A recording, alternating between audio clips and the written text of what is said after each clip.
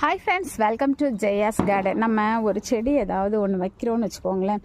சில செடிகள் வந்து 2 நாளில் தழுத்து வந்துடும். இந்த இவங்கள மாதிரி இங்கே பாருங்கள் எவ்வளோ தளிர் வந்திருக்காங்க அப்படின்னு சொல்லிட்டு பசலைக்கீரை.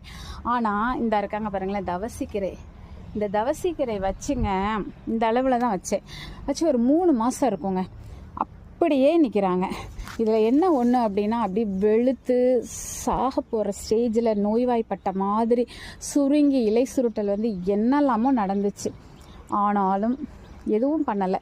தண்ணி மட்டும் விட்டுட்டு நீ எனக்கு வந்துடுவேன், ஏன்னா எனக்கு வந்து ரொம்ப ரொம்ப 2 வருஷமாக தவசிக்கீரைக்காக தவம் இருந்தேன் அப்படின்னு தான் சொல்லணும். தேடி தேடி தேடி எங்கேயுமே கிடைக்காம கடைசியாக வந்து இந்த கட்டிங்ஸ் எனக்கு கிடச்சிதுங்க. எல்லாம் உறவுகள் கொடுத்தது தான் வச்சுக்கோங்களேன். ஆனால் அது வளருவேனா அப்படின்னு சொல்லி மக்கர் பண்ணி 4 மாதமாக நின்ன மாதிரியே அதே மாதிரி இருந்திருந்தா கூட சந்தோஷப்பட்டிருக்கலாம். வெளிறிக்கிட்டே போனாங்க பாருங்கள். அப்போ தான் எனக்கு ஏதாவது ஆகிடுமோன்னு பயமாக இருந்துச்சு. ஆனால் இப்போ ஒரு வாரமாக ஏதாச்சும் உனக்கு ஆகிடுமா, என்ன இப்படி ஆகிட்டே போகிற அப்படின்னு சொல்லி இப்படி பக்கத்தில் போய் தூரமாக இருந்தேன். அது கொஞ்சம் தள்ளி இருக்குதுல்ல, அதனால் தூரமாக இருந்தே பார்த்து பேசிட்டு போனேன். அதுக்கு புரியலை போல். பக்கத்தில் போய் உள்ளுக்குள்ளே லாங் ஜம்ப் ஹை ஜம்ப்லாம் பண்ணி ஏன் இப்படி இருக்கிற, எனக்கு ரொம்ப கவலையாக இருக்கும்னு, எனக்கு ரொம்ப பிடிக்கும் அப்படி இந்த உயரமாக ஏன் உயரத்துக்கு வளர்ந்து அவ்வளோ அழகாக அப்படி நிற்கணும்னு எனக்கு ஆசையாக இருக்குது. ஆனால் பாரு நீ இப்படி இருக்கிற போ அப்படின்னு சொல்லிட்டு நான் போயிட்டேங்க. அவ்வளோதான். அதிலிருந்து இவங்க பச்சையாக மாறிட்டாங்க. சொன்னால் சில நேரங்களில் பைத்தியக்காரத்தனமாக தோணும்.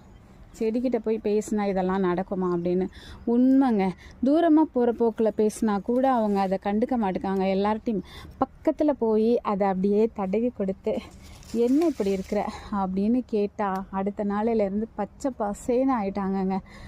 ஆச்சரியமாகவும் அதிசயமாகவும் இருக்குங்க இயற்கையை நினச்சா.